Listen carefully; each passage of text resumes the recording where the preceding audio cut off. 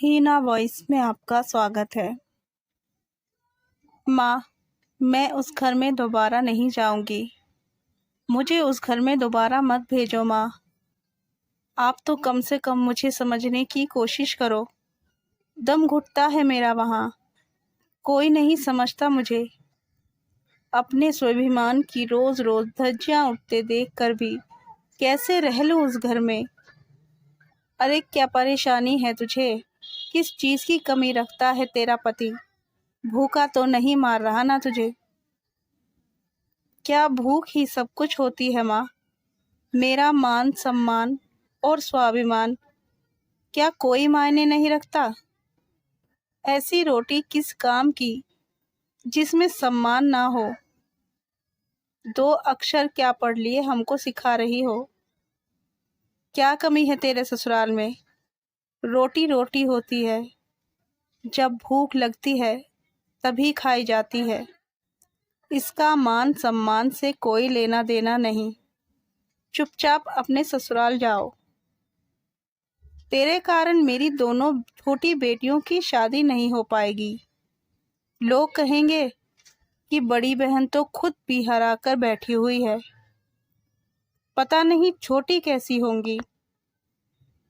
अपने पिता के मुंह से यह सब सुनकर मधुरिमा चुप रह गई और उसकी माँ कुछ ना कह पाई। पिछली बार भी वही हुआ था और अब की बार भी वही। मधुरिमा के पिता के सामने किसी की ना चलती। जो खुद भी ऐसे इंसान रहे हों, वह दूसरों की भावनाओं को क्या समझेंगे। वहीं रमन और उसकी माँ कुटिल मुस्कान के साथ मधुरिमा की तरफ देख रहे थे। थक हार कर मधुरिमा को चुपचाप अपने मान सम्मान को छोड़कर पति रमन और सास के साथ वापस ससुराल जाना पड़ा। रमन और मधुरिमा की 1 साल पहले ही शादी हुई है। रमन के परिवार में उसकी माँ और एक छोटा भाई है जो अभी कॉलेज में पढ़ाई कर रहा है।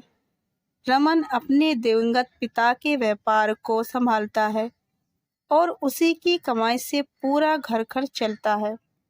और रमन की माताजी, वह तो परफेक्ट भारतीय सास हैं जो बहू में कमी निकाल ही लेती हैं।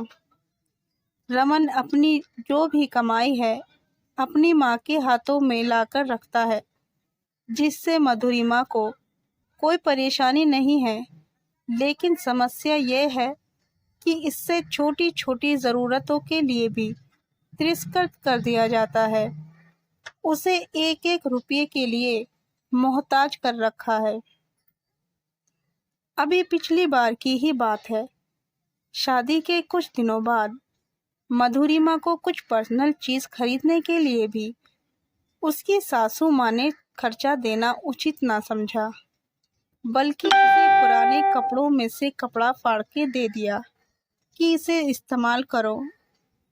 इन चीज़ों के लिए बेवजह का पैसा नहीं है मेरे पास।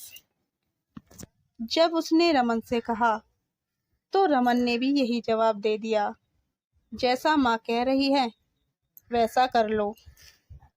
लेकिन रमन, कपड़ा हाइजीनिक नहीं होता है तो क्या बेवजह का खर्चा करें इन चीज़ों पर?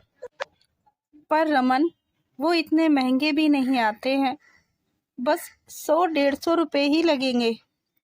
रहने दो, जो माँ कह रही है करो, नहीं तो अपने बाप से मांग लो।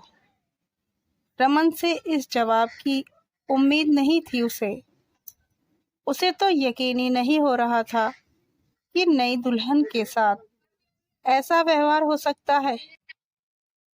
तब भी उसने अपने माँ से इस बारे में बात की थी और कहा था कि वह ऐसे ससुराल में नहीं रह सकती। तब भी उसके पिता ने उसे चुपचाप ससुराल में रहने को कहा था। इस बार भी यही हुआ। मधुरिमा की प्रेगनेंसी कंफर्म हो गई थी। उसे बहुत परेशानी होती, पर उसकी सास उसे दवाइयाँ तक नहीं दिलाती। कहती कि यह सब तो बेवजह के चोचले हैं, हमने भी बच्चे पैदा किए हैं, लेकिन किसी हॉस्पिटल के चक्कर नहीं लगाए। इन सब पर बेवजह का खर्चा करना।